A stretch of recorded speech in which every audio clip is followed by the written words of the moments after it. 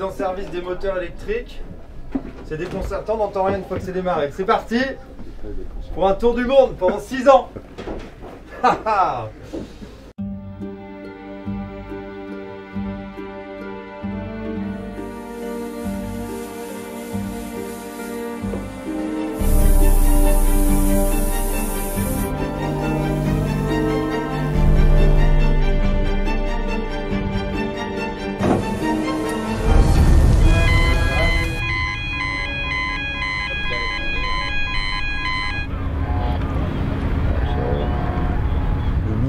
On quitte le port de Saint-Malo sous la grisaille.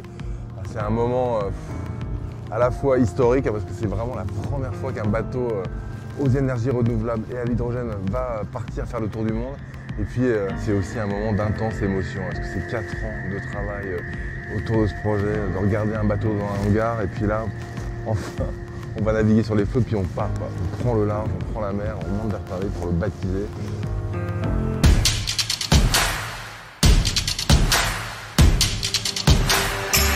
EuroPaCor a décidé de soutenir le projet Energy Observer parce que c'était malin, parce qu'il y avait de l'ambition, parce qu'il y avait de l'envie, parce qu'il y avait de l'intelligence, parce qu'il y avait une force, parce qu'il y avait du temps, parce qu'il y avait de l'expertise et parce qu'il y avait besoin de moyens. Energy Observer préfigure ce que seront les réseaux énergétiques de demain. C'est vraiment un rôle fondamental pour accélérer dans nos recherches. Et là, vous avez un exemple absolument merveilleux d'un bateau qui est autonome. Et si ce bateau peut être autonome, à terme, une ville, un immeuble, un quartier, un pays pourrait être autonome.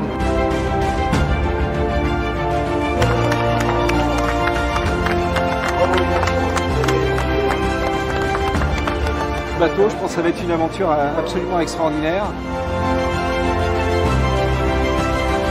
L'écologie, le respect de la planète, c'est ni une question économique, ni une question politique. C'est avant tout une question de conscience. Ça change des bureaux, du chantier.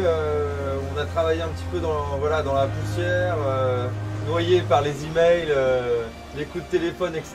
Et là aujourd'hui, c'est la grande bouffée d'air frais. On est parti.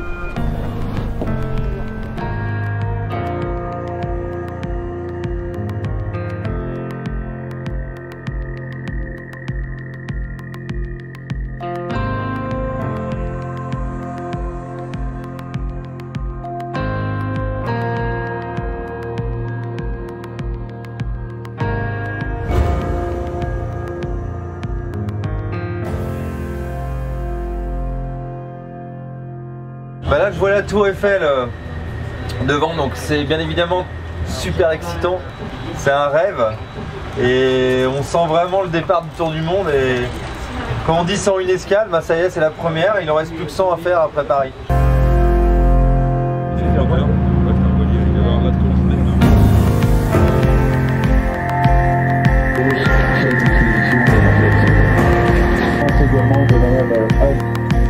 Mais nous ne sommes pas condamnés à ce que demain soit pire qu'hier. Voilà. Moi, je suis convaincue que demain, ça sera beaucoup mieux qu'hier, parce qu'il y aura en plus le respect de la planète et donc des humains que nous sommes.